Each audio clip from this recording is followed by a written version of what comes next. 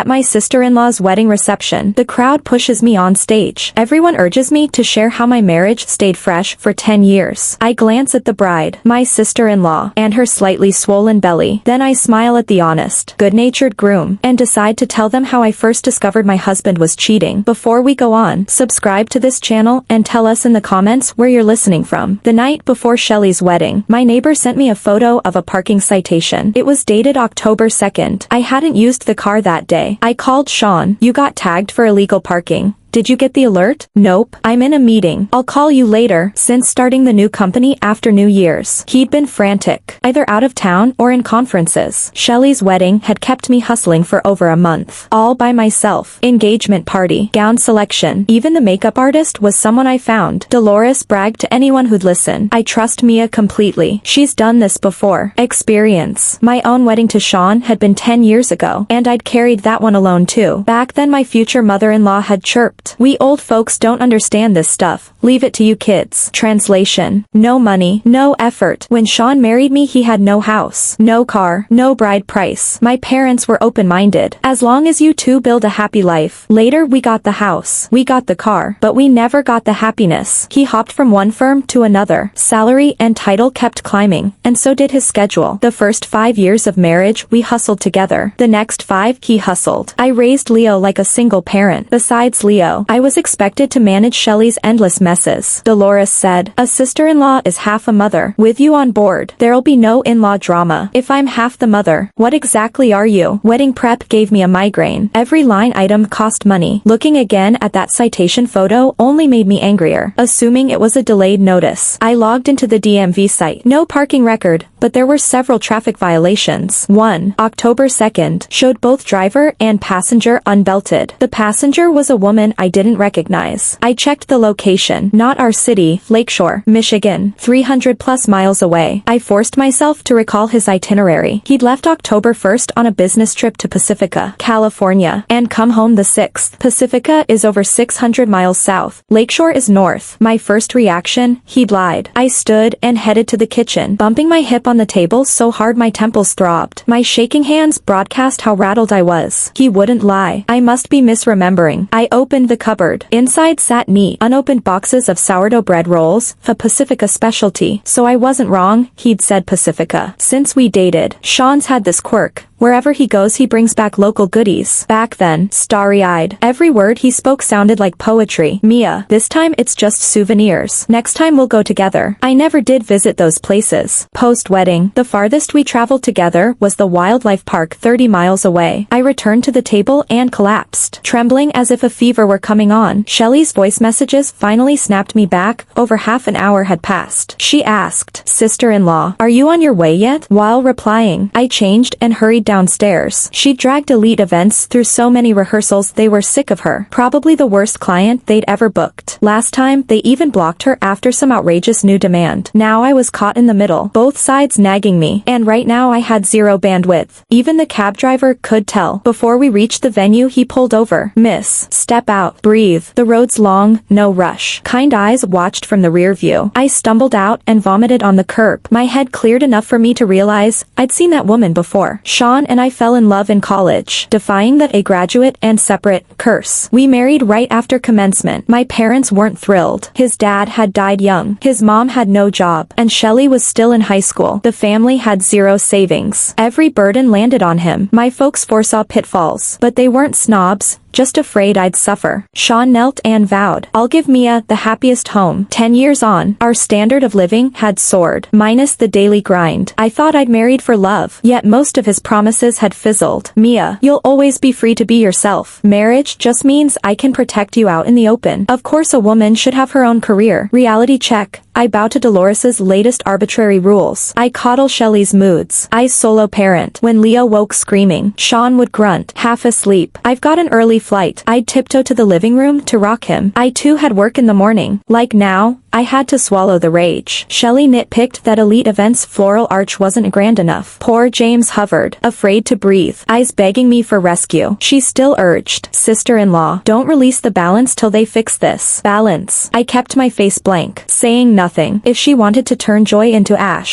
fine. I used to tolerate it. Not anymore. For the first time, the Harrison wife label turned my stomach. I got home after midnight. Sean was sprawled across the bed, snoring. Watching him in the dark, I felt disgust, like finishing a fragrant bowl of wonton soup and finding a dead fly at the bottom. I coughed, then gently shook his pillow. No reaction. Phone in hand. I tiptoed to the living room. Passcode 130,848. Correct. Sean has no idea I know all his codes. The first few years I'd snoop now and then. Eventually life got boring. Surveillance felt pointless. I started with his WhatsApp. Aside from the chats with relatives, colleagues, and friends, I didn't spot anything suspicious. I thought for a moment, then opened the carrier app and pulled the call log for October 2nd. Sean has a habit of preferring voice calls. He always says texting or voice messaging on WhatsApp is a pain, that a quick call gets the job done faster. I figured there had to be phone traffic between them. From October 1st through October 6th, I flagged a few unfamiliar numbers. My hands were practically shaking as I typed each one into WhatsApp to add as a contact. Every few seconds I had to stop and hold my breath, listening to check whether his snoring had paused. Out of a dozen plus numbers, I reached the last handful, and the suspect appeared. She was already in his contacts. He had only deleted the chat thread, not the contact itself. Her display name, Sweet Bean. I opened the conversation, empty. But when I compared their profile pictures, my heart turned to ice. I'd teased him about his childish avatar only days earlier. What had he said? We can't keep a real dog because Leo's allergic. So let me at least use a dog pic, okay? Our son's dog hair allergy, the perfect shield. His avatar, a dog hugging a loaf of bread. Hers, a dog sneaking a bite of bread. Her WhatsApp status was a line I myself had used once. Tell your scattered thoughts to someone who actually answers. I'm the kind of person who screenshots a cloud shaped like a dinosaur just to share it. When did I stop wanting to? Probably the day I told him a new cafe opened on the corner and the smell of beans lured me in every time I passed. He answered without looking up. What's so special about coffee? Or when I sent him a picture of Leo napping, soft and squishy, like a tiny steamed bun. Hours later, he replied, "Do you see my keys anywhere?" Every cute thing I shared with him sank like a stone. I wondered what a scattered thoughts of hers he answered. I stared at the blank chat window until my eyes burned. Heart sour, belly tied in knots of grievance, like plucking a ripe fruit, thrilled to bite, only to taste sour rot and gag. I scrolled their Venmo transfers. The tighter my chest became. A year and a half of history, starting with $13, $14, lucky in Chinese culture, then $52, $666, $888, amounts loaded with romantic or lucky connotations. Valentine's Day, Easter, Children's Day, Chinese Valentine's Day, Qixi, Christmas, dozens of gifts. Quick math said 4 or 5 grand. No chat logs were needed. The pattern of gift code amounts screamed intimacy. I'd spared him every extra expense, mindful of the mortgage and car loan. Turns out I was the idiot. He probably thought I really was stupid. He'd even saved her number in the address book as a Sweet Bean, bold as brass. Either he felt invincible, or he assumed a careless woman like me would never dig. I opened his TikTok. Most liked videos were all hers. The clips I'd sent him sat unread, a glaring red sea. Her page was a trail of coy love notes and not-so-secret couple selfies. He liked every single one. I used my phone to photograph everything. Insurance against deletion. After browsing every clip, her face finally clicked, and the name rolled in. Tiffany, my sister-in-law's ex-best friend. Shelley was never the good girl type. Post-wedding I was summoned to school every month to sit through the counselor's lectures. Smoking, fights, she was a problem teen. If her grades hadn't been decent she'd have been expelled. She and Tiffany are thick as thieves. Why can't she copy the sweet, obedient one? I'd heard the counselor sigh that more than once. Shelley gabbed about her non-stop.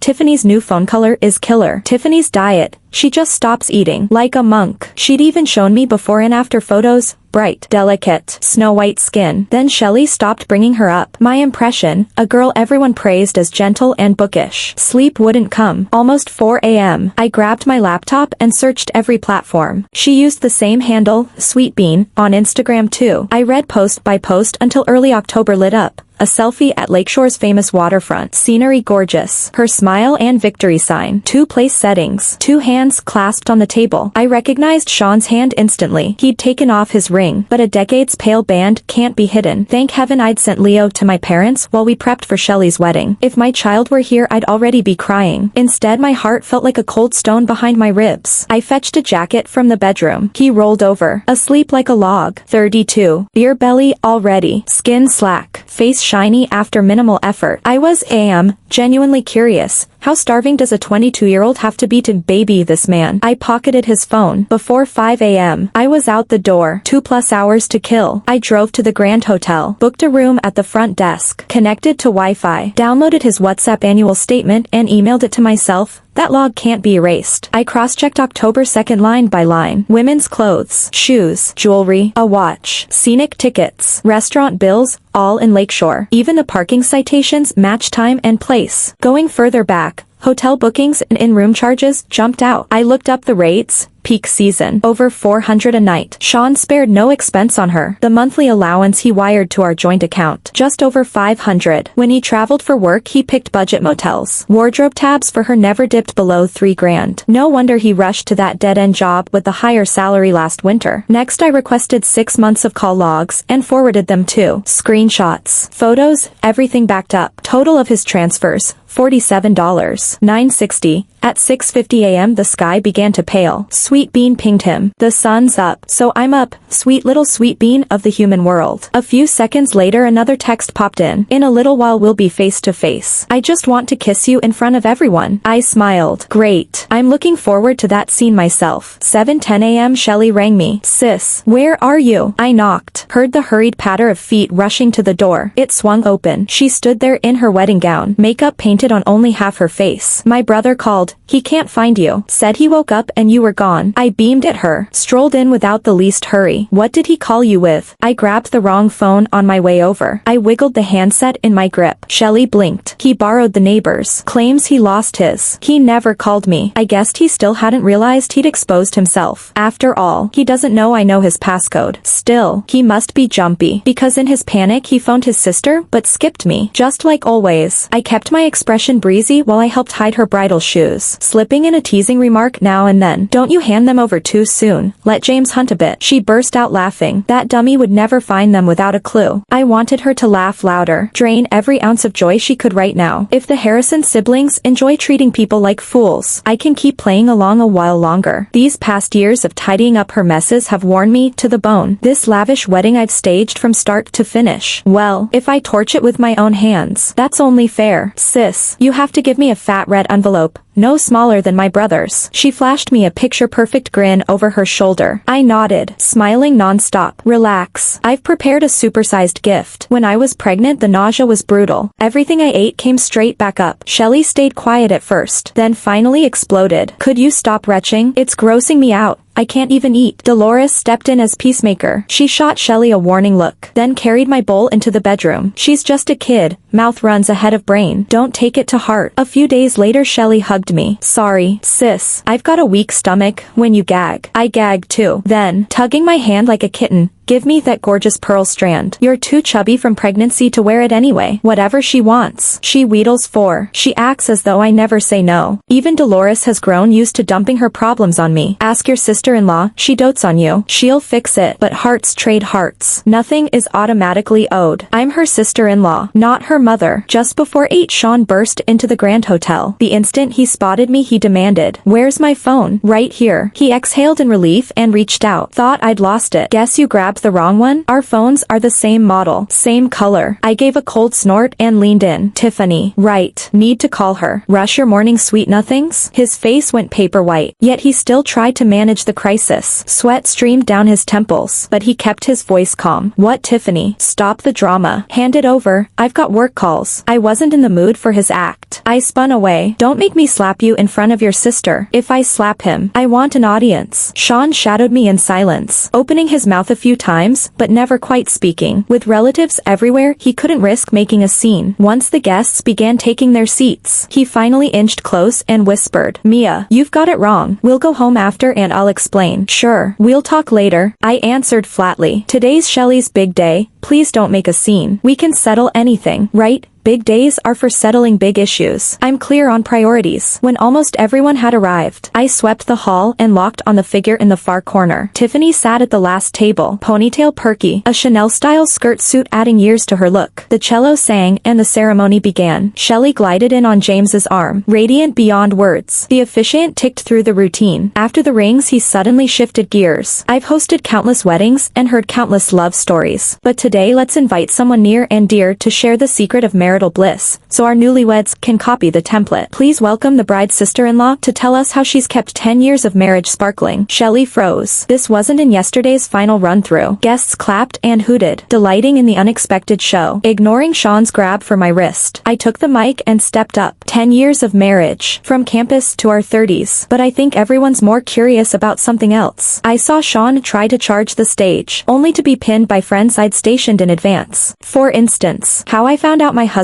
was cheating. I started with that parking citation. Thank heaven Elite Events was my hire and my check paid the bill. Thank heaven Shelley's temper has scorched every vendor, so no one lifted a finger to stop me. The extra-wide screen she demanded for her bridal montage now displayed her brother's phone. Family scandal. Folks, look. Don't snap. Spare him a shred of dignity. When I finished, guests glanced around, then obediently pocketed their phones. Sean writhed under my friend's grip while Dolores sobbed in the chaos. The moment the WhatsApp chat opened, Tiffany paled and stood to leave. Miss in the corner. Sit. The highlights just starting. Why rush? Every head turned. Flushed. Tiffany sank back down. Where to begin? I looked at Sean, who by now would kill me if he could. Start with our once genuine love. I'd probably cry. Lock screen set to our wedding date plus Leo's birthday. Should I call you devoted or just plain stupid? The Venmo transfers slid across the giant screen. For a year and a half, every holiday big or small, he had been diligently sending money, even without any memo attached. Amounts like $520, I love you in Chinese numerals. $1,314 said more than 1,000 words could. This is my husband of 10 years. The man who never even bought me a single bouquet. I locked my eyes on Tiffany. She kept her head down, probably wishing she were invisible. $47,960. Please send back every penny. I watched Dolores in the crowd, amused. She glared at me, cursing under her breath. Sean had given up struggling. He slumped over the table, defeated. This might be the most attention he'd ever received in his life. Your call logs for the last 6 months show you two talk 50 or 60 times a month, each call averaging more than 40 minutes. Sean, I'm curious. When you claim you don't even have time to watch videos of your son, how did you find the time to cheat? When the spending records flashed up, Dolores's face went black with rage. She'd always been tight-fisted, wishing she could split every penny in two. Her husband died young from illness, and the medical bills weren't fully paid off until Sean finished college. She never held a steady job and now has no pension. I knew she skimmed a little off the household budget every month, and even tried to chip away at my dowry. Now I wonder how she feels learning her son bought that woman a dress for $2,000 or $3,000 at a time. We live in a fixer-upper townhouse. Sean and I burned the midnight oil for years to save the down payment on that cramped starter home. All 4 of us squeezed in there for 3 or 4 years, until last year when we finally bought another place for Dolores to retire in. And the man she keeps telling me to be considerate toward showers money on someone else every month. Tiffany, you're barely in your 20s. What on earth do you see in him? Shelley jerked her head up, stunned. If you'd fallen for him 10 years ago, I'd understand. He was in his prime. Charming. Great at reading the room. I kept talking, the small tremor in my hands gone. Sean had a youth people couldn't forget. He was handsome, witty, and tuned into everyone's emotions because he read every glance. The first time he visited my parents he had no money, just 2 bags of fruit. Yet from the moment he stepped in, he busied himself with every chore in the house. My mom adored him, said he was a boy who saw what needed doing, unlike most young people. But through 10 years of marriage, he became the opposite. He never washed a dish. If the oil bottle tipped he wouldn't bother to right it. He'd come home, drop his dirty clothes and socks, and sprawl on the sofa playing on his phone. He always complained his job wore him out. The office politics drained him. Who doesn't feel the same? Once we had the baby, he said the pressure was worse, never noticing how absent he was as a father. He'd pick Leo up only when the boy wasn't crying. This man promised me a happy home when we married. Instead, while I was stuck parenting alone, he fooled around with another woman without a care. I looked at Dolores. She was gasping, beating her chest, collapsing onto the floor. Around the banquet hall sat 20 tables of Sean's colleagues and friends. I suspect I was the last to know about this sordid farce, but since the play has begun, I might as well strip the Harrison family of its final shred of dignity. I glanced at the groom, James, honest looking down below. Then I turned to Shelley, cheeks puffed with grievance she couldn't voice. The snowy wedding gown couldn't hide the slight swell of her belly. She probably guessed what was coming. Eyes wide, she shook her head frantically, but the words were already out. As you all know, this happy couple is celebrating two blessings. Unfortunately, the baby isn't the groom's. The grander the wedding she'd bullied everyone into, the more wretched it now became. I admit my thirst for revenge peaked that day. If I had to suffer so much, then the Harrisons could share the pain. Shelley wailed, but no tears could stop James from storming out, face like thunder. Why should she play around, then land an honest man to clean up? Not every decent guy is doomed to draw the short straw. Chaos erupted. By the time friends pulled Dolores off me, Tiffany had slipped away. Sean's eyes were red as he lunged at me. I slapped him hard without hesitation. He froze, hand to his cheek, staring in disbelief. Ridiculous. I carry a 30-pound kid daily. Of course my swing packs a punch. My palm stung. All the evidence is saved, I said coldly. Go home and confess. And maybe, for Leo's sake, I'll consider forgiving you. He stood mute. I strode out, started the car. Before I could drive off, he opened the door and climbed in. Neither of us spoke the whole ride. At home I changed my shoes. Suddenly, he dropped to his knees. Sean sobbed, snot and tears everywhere, begging forgiveness. He swore, cursed, claimed he'd been regretting everything on the drive back. I didn't care, but I kept up the act. I hit record on my phone, feigning calm. I sat at the table. Forgiveness is possible. First we settle the facts. You don't want me holding a grudge for the next 30 years. He hesitated, then sat opposite me. First item, count the money and get it back. I dialed from his phone. Tiffany answered instantly. I'm Sean's wife. I'll send you a tally of every cent he spent on you. Transfer it by 5 p.m. She answered, fine, and hung up. We combed his online statements. The total came to $98,000. I made him send a voice message himself. Sean pressed record, voice shaking, $98,000. Before 5. After sending it, he sat limp, as though the words had sapped him dry. Next I traced his movements over the past year. He admitted they added each other on WhatsApp years ago, but rarely chatted. Last year, when she job hunted, she asked to meet, and things started. The more details I heard, the more I wanted to grab a knife from the kitchen. While I took Leo out of town for a doctor visit, he sneaked off to her. When I traveled for work, he sneaked off to her. The night we fought and I went back to my parents, he booked a hotel for her within hours. The call logs were worse. He'd hang up with me and dial her right after. He finished speaking, his voice quavering, then cautiously lifted his eyes to gauge my reaction. Honey, that's everything. I'll cut her off completely. Can you forgive me? Ding, a text. She'd Venmo'd the money. I said nothing, just transferred it straight to my account without a second thought. Forgive? I laughed. Sean, if I were the one who'd cheated today, would you forgive me? I dialed Tiffany right in front of him. This time she didn't pick up. I kept calling until she finally answered. Irritable. What more do you want? She made me laugh in spite of myself. You two lovebirds usually share every random thought. Go on. I'm all ears. Tiffany's breathing came heavy. She didn't utter a word. Sean didn't dare breathe either, crouching at my side with his head down. What do you even see in him? His beer belly. His lackluster stamina. He's neither rich nor hot. Are you that desperate, or do you just love dumpster diving? Happy to take a man another woman's already used for 10 years? He's on his knees right now begging me to forgive him, and he doesn't dare contradict a single word I'm saying. So what exactly do you want with him? I hung up, still not satisfied. Yes. Tiffany was shameless for chasing a married man, but wasn't the bigger scumbag the one who shared my bed? I tossed pen and paper at him. He stared, panicked. Honey, please, just this once. I'd sooner trust a tomcat to swear off fish than trust a cheater to stay faithful. Less talk. Draw up the divorce agreement, or we do this in court. He collapsed completely. After a long silence, he pulled himself up and started writing like a condemned man. House, car, Leo, all mine. He'd pay $1,000 a month in child support, plus a 30 grand alimony lump sum. It cleaned out almost every dollar he had. Walk away with nothing. The price of betraying a 10-year marriage. By the time the papers were done, it was nearly 6. I did the math. From the moment my neighbor sent that parking citation photo to this point, fewer than 36 hours had passed. Next step.